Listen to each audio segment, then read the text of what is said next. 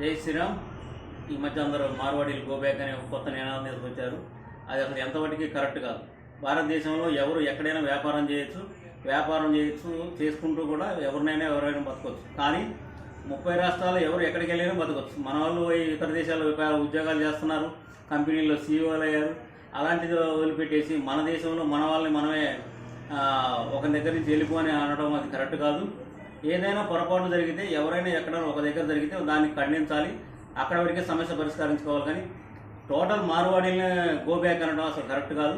మనకి చేత కాకపోతే వ్యాపారం చేయాలా, చేతనైతే చేయాలి. చేయలేనప్పుడు మనం ఎవరిని కూడా ఏమనకూడదు. మనకు చేత కావట్లేదు, వాళ్ళు సంపాదించుకుంటున్నారు, ఇట్లా చేస్తున్నారంటే కరెక్ట్ కాదు. అసలు మార్వాడీలు దేశం మొత్తం కూడా విస్తరించిన తర్వాతనే ఉమ్మడి సంస్కృతి, భారతీయ సంస్కృతి సాంప్రదాయాలు, ఉమ్మడి కుటుంబ వ్యవస్థ, ఇంట్లో ఉన్న నలుగురు పనిచేయాలనే వ్యవస్థను కూడా బయటికి చాలామంది నేర్చుకుంటున్నారు. ఈ మధ్య కనుమరుగైపోతున్న ఉమ్మడి కుటుంబాల గురించి కూడా మార్వాడీలను చూసి అందరూ ఆకర్షితులై కొంతమంది ఫాలో అవుతున్నారు. మేము చూసినాం ఈ మధ్యకాలంలో.